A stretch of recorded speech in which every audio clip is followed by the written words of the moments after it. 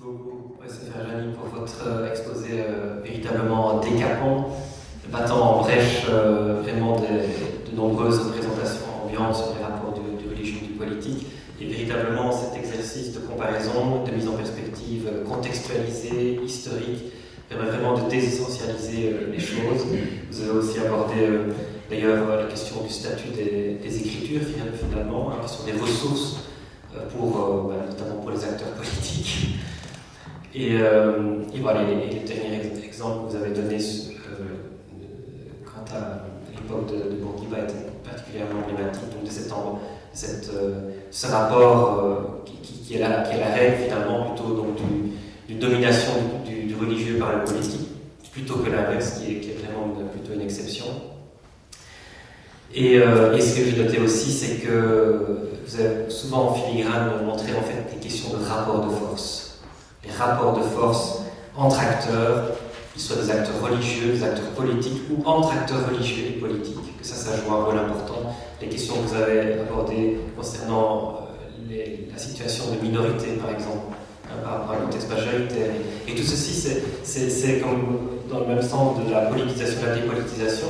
Ce sont des choses qui varient, qui fluctuent. On peut être une minorité, on peut devenir une majorité. Et donc, cette mise en perspective contextuelle, historique, est véritablement très inspirante et nous permet d'appréhender aussi l'islam, puisque c'est quand même l'objet central de notre série de cycles de conférences, vraiment dans une perspective, je dirais, universelle de compréhension des phénomènes politiques et religieux. Voilà. Et donc, effectivement, la parole est à vous pour vos réactions, vos commentaires, dans quelque sens qu'ils aillent, bien entendu, vos questions aussi.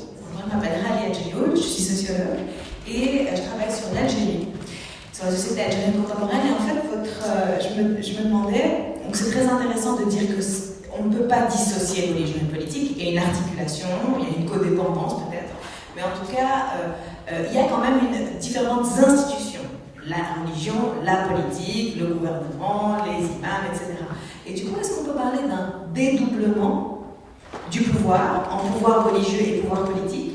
Et dans ce cas-là, est-ce que le pouvoir religieux n'est pas un contre-pouvoir possible au pouvoir politique? Donc en fait, pas une différence de nature, mais un dédoublement qui met une tension et donc crée des jeux d'acteurs et des potentiels pouvoirs contre-pouvoirs. Plutôt que une différence de nature. Je crois que c'est ça votre...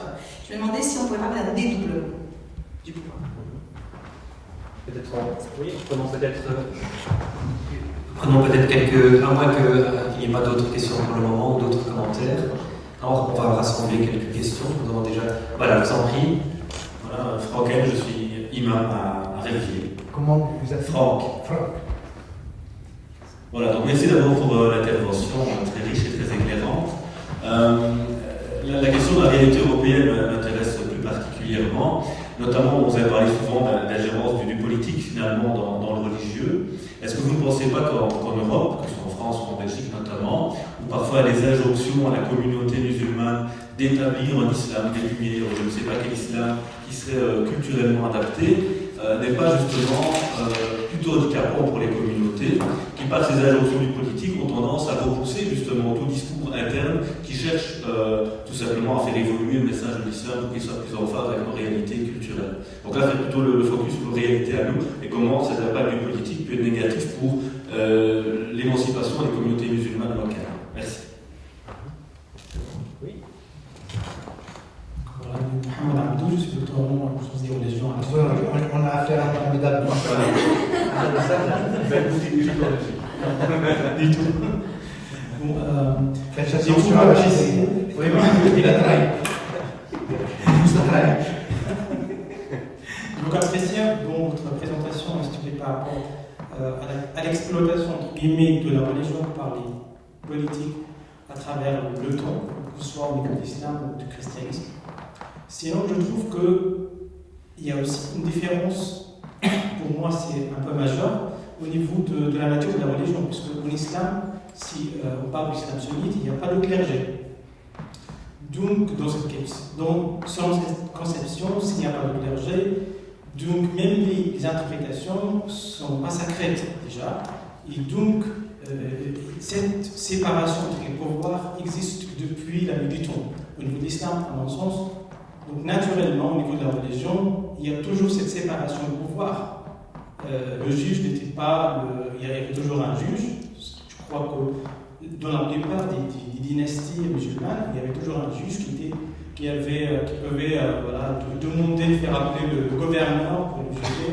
Mais toujours, ce qui faisait toujours les problèmes, c'est que normalement, c'est la démocratie dans la conception actuelle du terme. C'est-à-dire que normalement, avec la corruption des politiques, du gouverneur, voilà, ils commencent à, quand ils ont un peu le droit d'obliger le peuple à avoir une certaine régression, et donc de choisir les imams, de choisir les juges, et puis s'ils ne sont pas d'accord, ils vont les obliger d'une manière ou d'une autre, ils vont les demander de démissionner. Donc tout ça, c'est arrivé. Mais je crois au niveau déjà de la structure de la religion, donc ça c'est un point de différence, puisque au niveau du christianisme, oui, ça existait toujours cette manipulation, mais il y avait à un certain moment le système du catholicisme.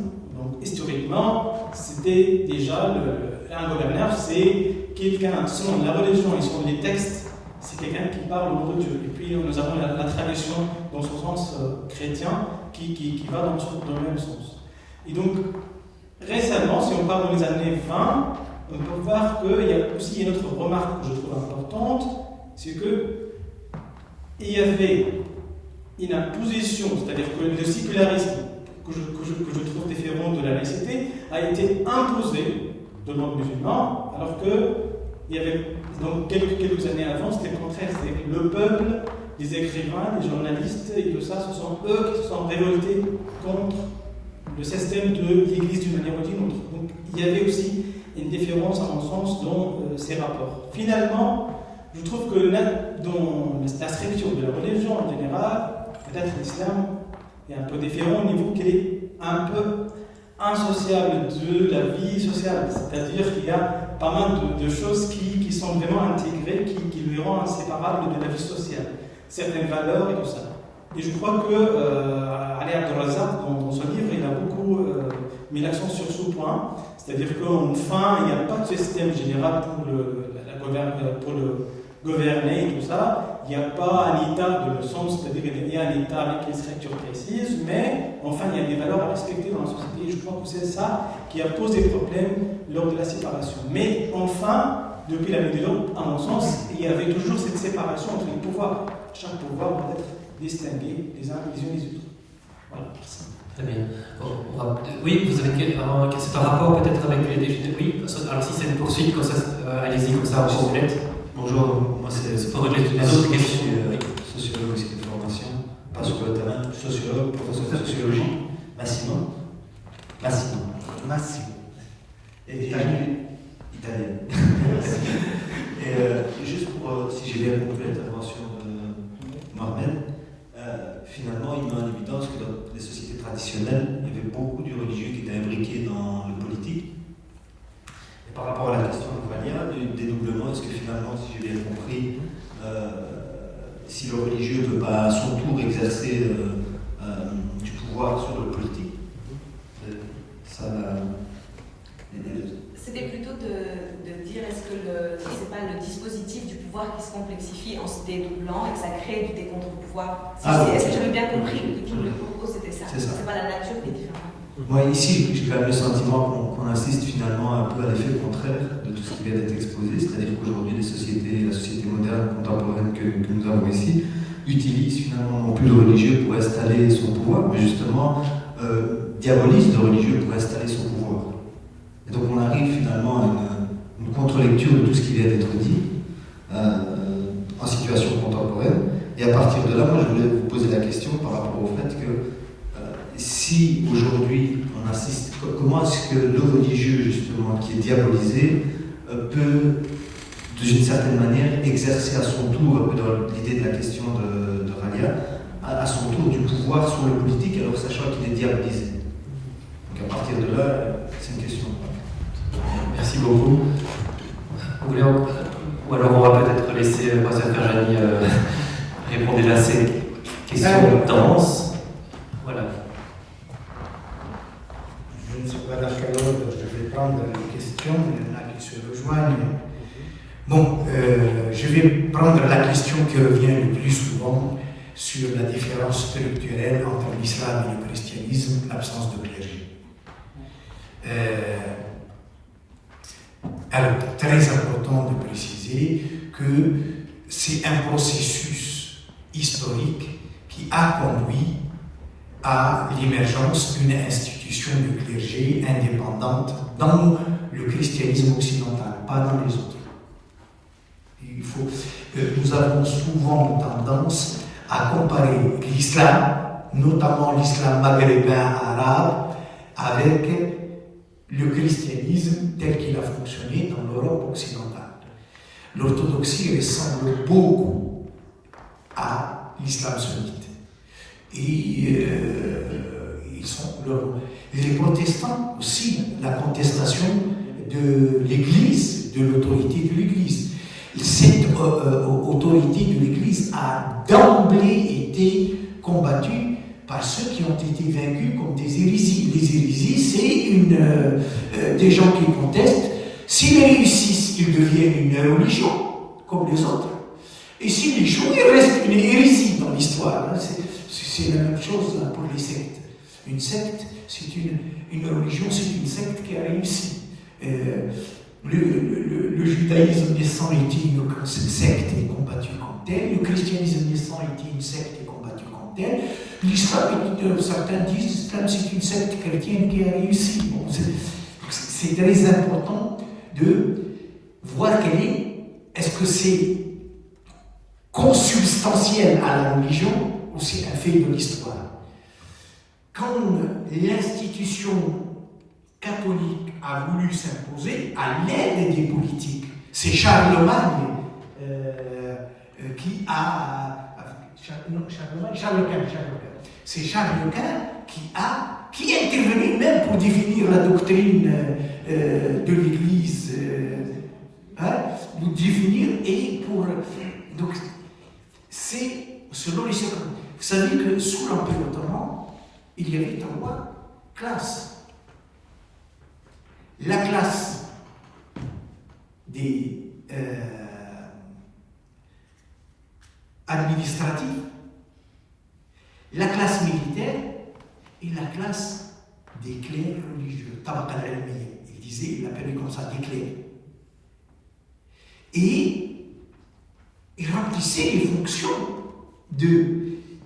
mais il n'était pas aussi indépendant qu'est le Vatican qui est séparé des autres. Il y a eu des musulmans au début du XXe siècle,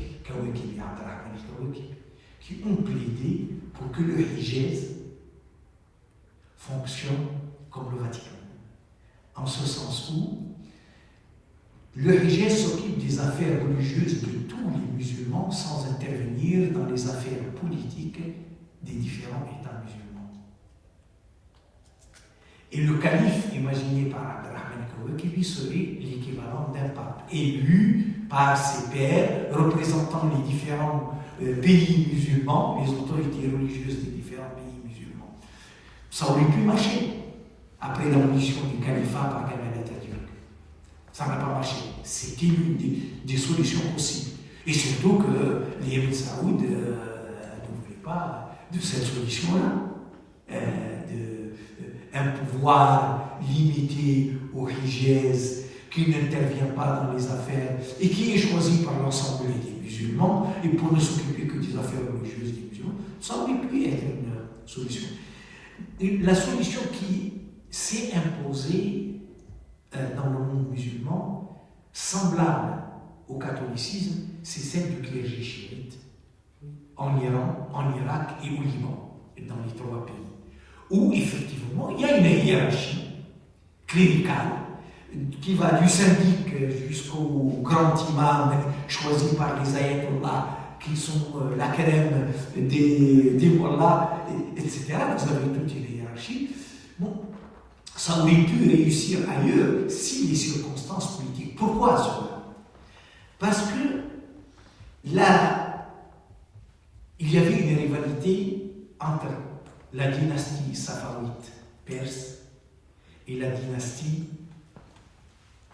ottomane, qui, dès le début du XVIe siècle, en 1517, s'est emparé du titre de calife. Vous savez vous avez raison, il y avait le calife, il avait son domaine, et les sultans avaient leur domaine. Ça a commencé, Olivier Carré en parle dans l'Islam laïque ou le retour de la grande tradition, je ne sais pas si vous l'avez lu, où il dit que sous les Abbassides, il y avait le domaine du calife et il y avait le domaine des princes bouillides perses qui étaient eux d'obédience chiite mais qui avaient les affaires politiques. C'est eux qui détenaient le pouvoir politique.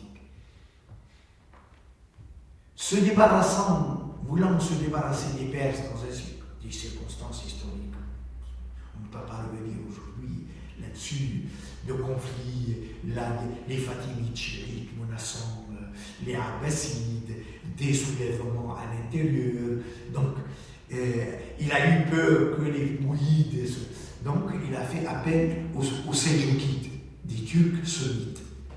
Et ces Turcs sunnites se sont débarrassés, ont aidé le calife à se débarrasser des princes bouillides, mais ils ont installé à la place, à côté, parallèlement à la hiérarchie des califes, à la dynastie des califes, une dynastie de sultans, de père en fils. Et les sultans avaient tous les pouvoirs, y compris de choisir le calife quand le calife décède.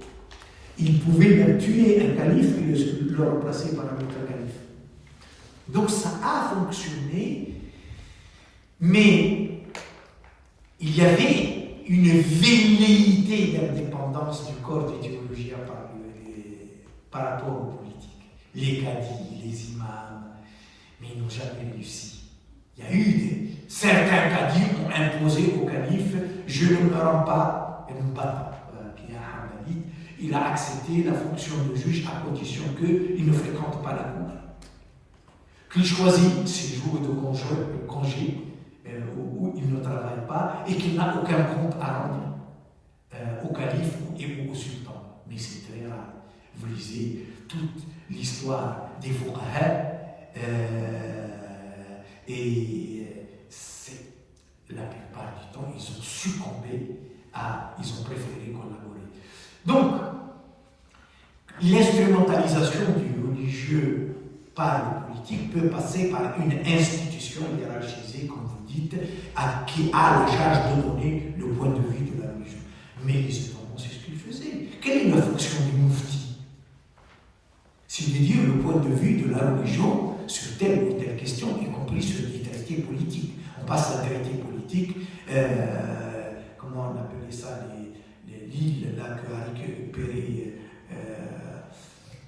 Poutine aux Ukrainiens. La mer Noire. La Crimée. Bon, quand il a cédé la Crimée aux Russes, il a demandé la vie. C'est une terre musulmane, est-ce que j'ai le droit? Il leur a dit, pour préserver l'essentiel, on peut sacrifier le minimum.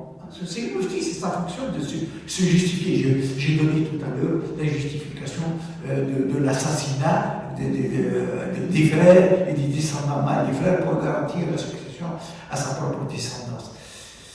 Là, ce sont les circonstances. Ce n'est pas la nature de la religion. Comme vous l'avez dit, parler d'une nature intrinsèque de la religion qui veut ça. Non. Vous avez parlé également, et ça rejoint notre question sur la religion influence le social. Moi, je dirais que c'est le social et les coutumes locales qui ont influencé les religions plus. Si vous allez au Maroc, vous avez ce qu'on appelle le droit coutumier marocain. Amel el-Rif. C'est le droit coutumier du Rif. Amel el-Fes. Chaque région, et vous verrez, quand vous regardez les différences entre les systèmes de juridiction, vous allez voir que ce sont les coutumes ancestrales qui ont été intégrées et la doctrine malikite s'adapter à cela avec ce principe, la prise en compte du orf, la coutume, comme source dans la doctrine malikite, la doctrine normative malikite prend la coutume. Et l'autre, c'est source très importante qu'on ignore, c'est ce qu'il appelle les intérêts courants des gens. Il dit que même s'il y a un verset coranique, un principe coranique qui contredit les intérêts courants, on n'a pas le droit d'interrompre les intérêts courants des gens. Il faut en tenir compte. C'est une source de législation. Vous allez voir Abu Hanifa sur l'intérêt général, l'intérêt particulier dont il faut tenir compte. Et je disais tout à l'heure, même des Hanbalites comme Ibn Qayyim al-Jawzi disaient que l'objectif, c'est au XIVe siècle, XIIIe siècle, l'objectif de la charia, c'est garantir les intérêts des gens dans ce monde et dans l'au-delà.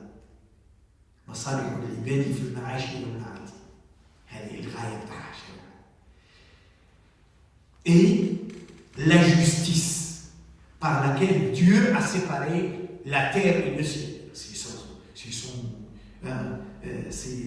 ce qu'il dit lui. Et il va plus loin. Il dit, là où apparaissent les signes de la justice, il y a la volonté de Dieu. Il y a le shara de Dieu. فحيثما ظهرت أمارات العدل فثمة شرع الله. Plus que cela, il dit, la politique juste fait partie de la charia, même si ce n'est pas la charia qui l'a instituée. Quand ils ont la charia, on parle le droit, ils disent, la charia c'est les 5 finalités.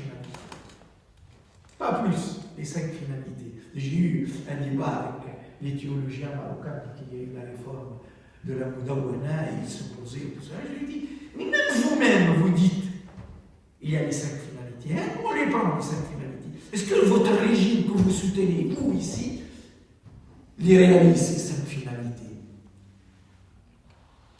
Première, certains établissent une hiérarchie entre les finalités. D'autres, non. Abu Hanifa établit une hiérarchie entre les finalités. Il dit, la première, c'est la préservation de la vie. Parce que sans la vie, tout le reste ne tient pas. Donc la première finalité à préserver, c'est la vie. Deuxièmement, la préservation des biens. Un État qui ne préserve pas, c'est la première fonction régalienne de l'État, préservation des biens et des personnes. C'est ça, la préservation des biens et des personnes, s'il y a des juristes. Un État qui n'assure plus ça, c'est fini. Il n'a plus aucune légitimité. Préservation de la vie, préservation des biens, préservation de la religion. Et je le dis vous, quand vous dites pas de préservation de la religion, vous ne pensez qu'à votre religion. Vous ne pensez pas à la religion des autres. Et dans votre religion, vous ne pensez qu'à votre doctrine. Les autres, c'est pas. Les chiites sont interdits. Et c'est pire, le statut des chiites au Maroc est pire que celui des juifs et des chrétiens. Hein? Les athées. Bon, on fait comme. Mais pour les chiites, pour vous dire, je lui dis, quand vous parlez de préservation de la religion, vous ne parlez que d'une religion et d'une version de cette religion. Vous ne préservez pas la religion. Moi, je le dis, dans ces conditions, je considère que la loi française de 1905, la République assure la liberté de conscience et garantit la liberté de culte, elle préserve cela mieux que vous. Elle préserve la raison. Préservation de la raison. J'ai dit vie, bien, religion, raison. Préserver la raison, c'est quoi? Vous avez dit préserver la raison, c'est ne pas boire du vin. Mais fumer du hashish, c'est possible. C'est possible. Ça ne fait pas partie des impératifs religieux qu'il faut. C'est ça. Si c'est préserver la raison, oui, je lui dis, préserver la raison, c'est former des citoyens difficiles à gouverner parce qu'ils ont acquis l'esprit critique. Ah, c'est ça la préservation. L'instruction, préserver la raison. C'est ça la préservation pour moi. Pourquoi vous avez décidé que c'est seulement la consommation, l'introduction de la consommation de l'alcool? Bon, pour moi, c'est restrictif. Et la dernière, c'est préserver l'honneur des autres. Ou la filiation. L'honneur et la filiation. On joue sur les deux. Certains disent l'arbre et d'autres disent Nessie. Hein? Donc, je dis, si c'est ça les 5 finalités, vous avez de ces 5 finalités, quand il y a eu l'occupation française et britannique, vous avez dit l'essentiel c'est qu'il ne nous empêche pas d'être musulmans. Le reste, vous étiez prêt à vous en accommoder. L'autorité illégitime. Même si elle n'est pas détenue par un musulman. Essayez d'être logique avec vous-même. Tantôt vous nous parlez des finalités et des 5 finalités, tantôt vous nous parlez de loi intangible, le texte intangible. Le texte, il est susceptible d'interprétation et vous étiez les premiers à le manipuler dans tous les sens. Plus dans le mauvais sens que dans le bon sens. Donc, vous voyez, donc ça, pourquoi il y a tant de juridictions différentes, il y a tant de législations différentes dans le monde musulman, allez-y voir et vous verrez que et cette diversité, c'est parce que précisément on a pris en compte les coutumes, les intérêts courants des gens. On parle souvent de la conversion d'une population à une religion et on oublie que la condition de la conversion d'une population à une religion, c'est que la religion se convertisse à la culture de cette population. Et dans le cadre de cette conversion, c'est la prise en compte des coutumes, la prise en compte des intérêts, la prise en compte. Donc, tout cela. Alors, pour continuer à répondre, est-ce que la religion est un contre-pouvoir? Un peu. Vous lisez Gramsci, Antonio Gramsci, face au fascisme, il considérait que l'Église peut faire partie de la société, à condition qu'elle s'oppose au fascisme. Si elle s'oppose, oui. Et si elle s'oppose du point de vue de la société, oui. Mais si elle ne s'oppose pas, si elle cherche à remplacer un pouvoir par un autre, une compétition pour le pouvoir, c'est autre chose. Et je vais vous dire, vous avez dit que les pouvoirs modernes diabolisent la religion. Vous vous trompez. J'ai parlé de Napoléon Bonaparte. Je ne sais pas si vous avez vu Tocqueville de la démocratie en Amérique. Si l'État ne prend pas en charge le lien social, on ne diabolise pas la religion, on l'appelle à la rescousse de la fracture sociale. Chirac l'a fait, il l'a mobilisé. Imam, curé, rabbin, pasteur, évangélique, à vos enfants, aux manguettes, dans les quartiers populaires, nous avons besoin de vous pour soulager. Et ils sont devenus, les églises, les autorités religieuses sont devenus des experts en humanitaire et on préfère financer eux directement pour qu'ils prennent en charge les douleurs de la fracture sociale que garantir les services sociaux et politiques. Pourquoi? Les services publics et les droits sociaux et économiques. Pourquoi? Les libéraux de tout temps ont considéré que l'État n'a pas à prendre en charge le lien social et ont considéré que le lien social, c'est à la religion de s'en occuper. Tocqueville, dans de la démocratie en Amérique, et c'est, vous verrez, allez-y aux États-Unis d'Amérique, au Canada, en Angleterre, vous verrez comment ça fonctionne. L'État préfère financer les autorités de toutes les communautés pour qu'elles garantissent la paix sociale, viennent, comme disait Guizot, qui était ministre français dans les années 30 et les années 40, il disait, quand on lui disait le libéralisme économique, le laisser-faire, ça crée des exclus. Et qu'est-ce qu'il reste de cela, les exclus? Il a dit, les grands de ce monde n'ont qu'à soulager par la charité les peines des petits de ce monde. La charité, comme réponse, fait qu'on ne diabolise pas comme vous le dites les religions. On diabolise les religions qui sont rebelles, ou les courants religieux qui veulent s'autonomiser. Oui, cela on les diabolise, mais les autres, on les caresse dans le sens du poil. On est prêt à les financer, on est prêt, s'ils sont dociles et qu'ils font le travail, on est prêt. Et on préfère, pourquoi? J'ai dit, on préfère la charité et que c'est la religion qui s'occupe du lien social. Parce que la charité, vous la demandez, monsieur. Si on ne vous la donne pas, qu'est-ce que vous allez dire? Vous vous mettez devant une église ou devant une mosquée, vous tendez la main. Si on vous donne, vous dites merci. Si on ne vous donne pas, vous ne dites rien, vous n'avez rien à dire. C'est le bon vouloir de celui qui donne la charité. Les droits, par contre, socio-économiques, culturels, quand ils sont remis en cause, vous tapez du poing sur la table et dites c'est mon droit, je veux mon droit. Les gouvernants préfèrent la charité. Les droits socio-économiques ont été arrachés par les contre-pouvoirs, les vrais contre-pouvoirs. Et ils les ont imposés aux politiques. Et les politiques, quand ils ont la possibilité de les remettre en cause, ils les remettent en cause. Et pour cela, ils font appel à la charité, à tous les organismes. Je suis un laïc. Je suis pour que l'État prenne en charge le lien social. Je suis contre le néolibéralisme.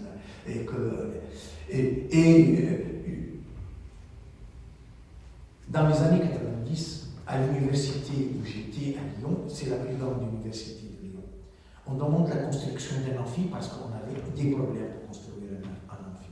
On nous dit il n'y a pas d'argent, on ne peut pas vous donner de l'aide.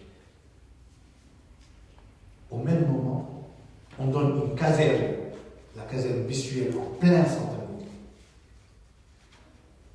à la faculté catholique. Et on lui donne l'équivalent de la valeur de la caserne Bissuel, la région, la ville de Lyon et la couvrie donnent l'équivalent pour l'aménager pour qu'elle devienne. C'est le plus beau site aujourd'hui universitaire à Lyon. Je ne sais pas si vous y êtes allé. Place Carnot.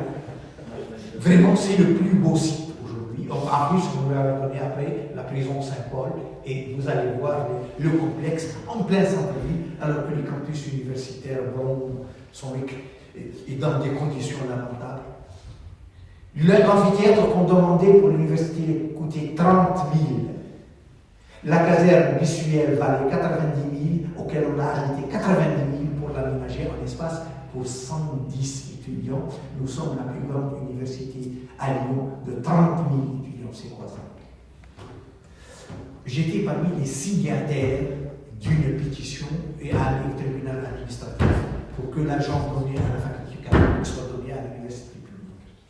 Barbara, et il a eu des raisons de me le dire, vous êtes marrant, vous les laïcs. Quand vous avez besoin du secours catholique pour vos réfugiés et pour vos sans-asile, vous êtes content. Et quand l'État nous donne de l'argent pour qu'on joue un rôle social, vous protestez. Il avait raison. Il avait raison. Si les religions sont appelées à jouer un rôle social, à garantir le lien social, c'est normal qu'ils bénéficient des subventions de l'État. C'est normal, puisqu'ils jouent un rôle social. Ils ont mission de service public. Puisqu'ils ont mission de service public. Mais c'est une solution de facilité pour le gouvernement. Parce qu'ils préfèrent la charité à taper du poing pour revendiquer ses droits et faire valoir ses droits. Ça, c'est très important. Et la religion, elle serait un contre-pouvoir quand elle sera pour la défense de droits. Mais si c'est pour jouer le rôle de sapeurs-pompiers. Hein? Oui. J'ai quand même en fait un petit souci avec ce que vous êtes en train de dire. J'ai quand même le sentiment que vous avez énoncé toute une série de choses que j'entends très bien. Voilà, et moi, soulève un petit problème d'anachronisme. En tout cas, moi, sur ce que j'ai l'occasion de faire ces derniers temps, je ne vois pas la même situation. Je vois plutôt justement l'inverse de ce que vous êtes en train de dire. C'est-à-dire que finalement, l'État, le religieux aujourd'hui est justement en train de s'installer comme un contre-pouvoir parce que l'État ne va pas finalement dans le sens que vous êtes en train de dire, qui fait qu'il va polisser le religieux pour l'avoir de son côté et lui donner la compétence d'établir le lien social. Moi j'ai quand même le sentiment sur le terrain, dans ce qu'on voit aujourd'hui, que l'État ne va pas dans ce sens-là. L'État, aujourd'hui, on est dans une société. Vous parlez de qui? De quel religieux? J'ai dit que dans le religieux, il faut distinguer ceux qui sont rebelles et qui sont du côté des populations et pour défendre les droits des populations. Cela joue le rôle d'un contre-pouvoir, mais il y a les autres qui collaborent avec le pouvoir, qui cherchent à collaborer, récupérer le terrain perdu de leur autorité. Et je suis désolé, vous allez voir comment elle s'appelle, le CFCM en France, ou l'équivalent dans les régions, le CRCM, ceux qui participent. Kamel Kaptan, il ne fait pas ce jeu-là, et c'est lui qui est privilégié. Le recteur de la mosquée de Paris ne joue pas ce jeu-là. Si vous dites qu'il y a une coalition avec certains religieux qui vont dans le sens du politique, là je vous rejoins parfaitement. Voilà, et je vous dis, moi je vous parle aussi d'expérience sur le terrain, où j'ai vu, on a appelé, du temps de Jacques Chirac, on a appelé des gens, des autorités religieuses de toutes les religions, pour, comme j'ai dit, voler au secours de la fracture sociale. Pas en termes de droits, restituer les droits, ça veut dire que jouer le rôle de contre-pouvoir, c'est aller à l'encontre de la mise en question des services publics et des droits garantis par ces services publics. Mais ceux qui profitent de la mise en cause des services publics pour avoir leur part du gâteau, créer leur service à eux, privés, et qui, là, je suis désolé, ils ne jouent pas le rôle de contre-pouvoir. Je les considère qu'ils jouent leur contre-pouvoir quand ils défendront les droits remis en cause par le néolibéralisme aujourd'hui.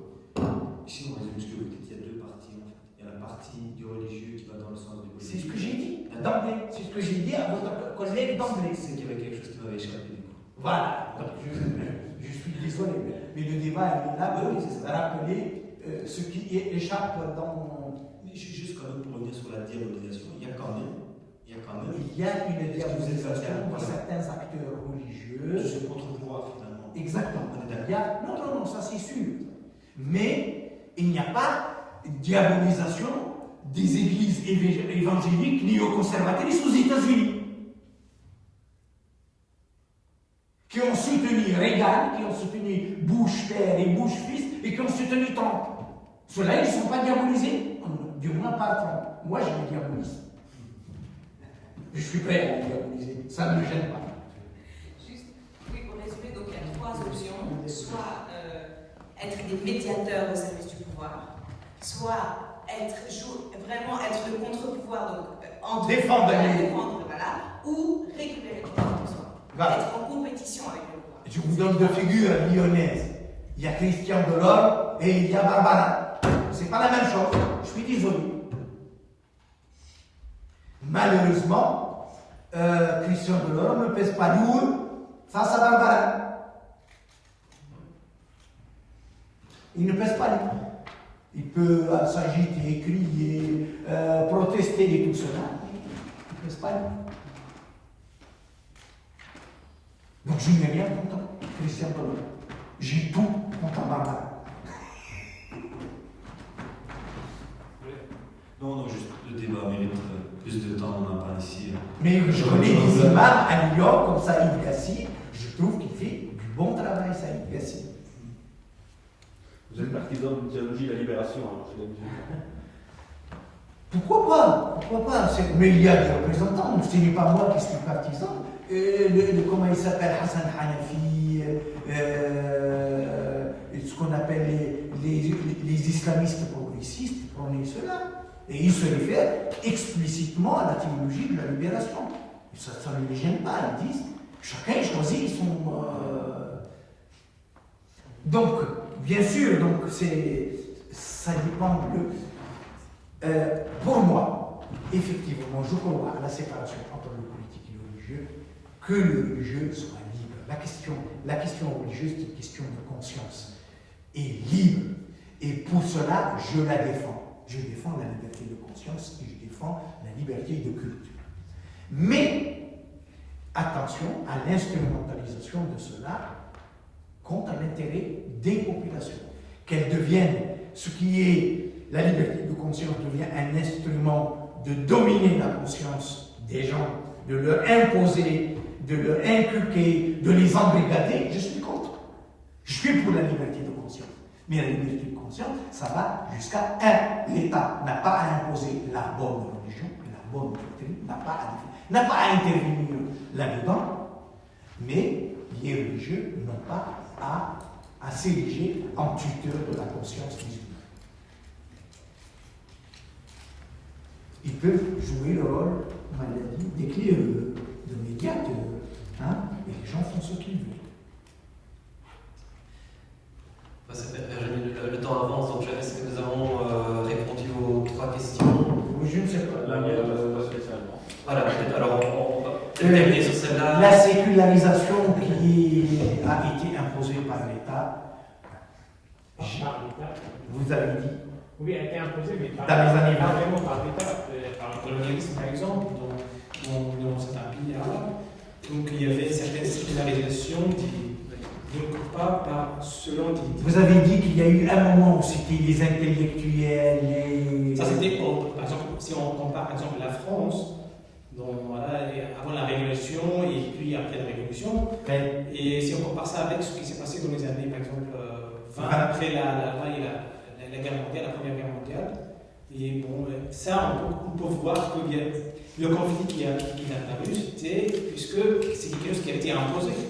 C'est pas, a été choisi, même s'il y avait une partie du peuple qui voulait ça. Ça, c'est sûr. Mais pas le peuple, c'est-à-dire qu'il n'y avait pas vraiment une volonté populaire qui était pour. On peut parler de la modernisation autoritaire, séculaire. Oui, Kamel Atatürk, le Baas en Syrie et en Irak. Mais ils ont tous fini par réintégrer le religieux quand ils ont perdu. Ils l'ont fait ça au début de leur règne, à la fin de leur règne, et ils sont Saddam Hussein ajoutant Allahu Akbar sur le drapeau irakien quand il a été. Alors que quelques années plus tard, il était le chanteur de la laïcité contre la République islamique d'Iran. C'est la manipulation. On le voit même Malécor, je crois, il s'est donné comme nom le prince des croyants. Et c'est ça. Donc c'est. Mais il y a aussi un. Quand c'est autoritaire, ça finit par se trahir. On finit par y renoncer. Mais c'est autoritaire aussi d'imposer. Et c'est ça. Oui, c'est ça ce que j'ai dit. Quand c'est autoritaire, ça finit par. Mais ça peut être parfois aider à des avancées.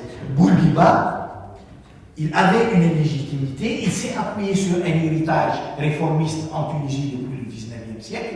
Il a été combattu au départ et après, aujourd'hui, c'est lui qui a pris sa revanche et sur Ben Ali et sur les islamistes. Et vous ne savez pas qui c'est qui m'a parlé tout à l'heure du mufti de l'Azhar qui a. Ah oui, c'était dans la discussion précédente. Qui a salué l'œuvre de Bourguiba, qui a aboli la frontière. Parfois, il faut que le politique assume ses responsabilités. Pourquoi le statut personnel doit-il relever des autorités religieuses? Pourquoi? Parce qu'il y a des textes. Mais non, les textes, on le fait dire ce qu'on veut. Je viens de vous dire sur la polygamie. Ah, je suis d'accord. Par rapport à la texte, je suis d'accord qu'il y a une absence de méthodologie, qu'il y a vraiment Et donc oui, c'est ça, les textes on leur fait dire ce qu'on veut. Mais il faut les prendre en compte quand même pour le peuple qui le veut, c'est ça l'idée. Et c'est le travail des théologiens, à eux de faire leur travail s'ils veulent émanciper, aller dans le sens du siècle. S'ils ne veulent pas aller dans le sens du siècle, ils finiront par être broyés par le siècle. Hein? À la fin, ils suivent toujours de toute façon. Oui. C'est le souci, c'est qu'ils ne suivent pas la pensée. C'est eux qui suivent finalement le mouvement. Exactement. On n'a pas répondu à ma question. Allez, on termine Oui, avec ils ceci. sont, vous avez dit, handicap. Oui, donc parfois il y a une imposition un peu du monde politique, en tout cas Oui, c'est ce que j'ai dit. en France. Mais j'ai répondu en disant que le politique n'a pas à intervenir. Bon, enfin, dans la réalité. Dans la réalité, il intervient. Il intervient. De quoi se mêle Sarkozy pour imposer le CFCM? C'est ça un État laïque? Laissez les musulmans à eux de le dire. Moi, je définis le cadre juridique. Si les musulmans veulent être reconnus comme les autres religions, ils n'ont qu'à s'organiser et à nous désigner des interlocuteurs. À eux les juifs, ils sont passés par là, ils étaient divisés au départ, ils n'acceptaient pas, et ils étaient divisés. Et ils ont compris à la fin que s'ils veulent être entendus, il faut qu'ils parlent d'une seule voix. Mais c'est eux qui ont résolu le problème, ce n'est pas le pouvoir politique qui est intervenu pour désigner le grand rabbin pour la communauté juive ou le consistoire juif. C'est les juifs eux-mêmes. Les protestants, c'est pareil. C'est à eux, voilà le cadre juridique. Si vous voulez obtenir des droits et discuter avec les pouvoirs politiques pour la construction de lieux de culte, pour les intérêts de vos fidèles, voilà le cadre. Si vous l'intégrez, bienvenue. Si vous ne voulez pas l'intégrer, c'est votre affaire. Et il faut les laisser libres à eux de décider. Ce n'est pas au pouvoir politique d'intervenir pour décider de cela. Même pour l'Église catholique, on n'a pas interdit le faire. Et les églises de Lefebvre, et ceux qui sont restés fidèles de Lefebvre, on n'a pas dit non, ça c'est intégriste, donc on n'en veut pas. Eh bien, il faut appliquer la même règle pour toutes les religions. La laïcité, c'est précisément cela. Traiter tout le monde de la même façon.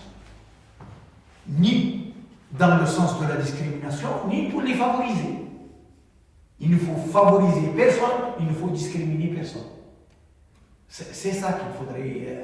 Bien sûr, il y a des inégalités de départ. Il faut savoir ce qu'on cherche aussi. On peut aider pour éviter certaines manipulations, comme on l'a fait par rapport à d'autres. Mais si on ne veut pas aider, personne ne nous oblige. Mais après, on ne vient pas se plaindre que l'Arabie Saoudite se mêle du fonctionnement des mosquées. On ne peut pas dire laisser l'Arabie Saoudite ou le Qatar ou je ne sais pas qui d'autre financer la construction de mosquées, nommer des imams, et après on vient se plaindre de l'intervention de l'Arabie Saoudite et du Qatar et de la Turquie ou du je ne sais qui d'autre. Il faut savoir ce qu'on veut. Mais c'est le politique qui doit décider, sans intervenir, sans remplacer précisément les croyants dans le choix de ceux qui parlent en leur nom. Voilà, je pense qu'il faut terminer. Et ce que je propose alors, c'est que ceux qui souhaiteraient encore échanger avec le professeur Ferjani, que nous fassions informellement. Juste ici, quelque part.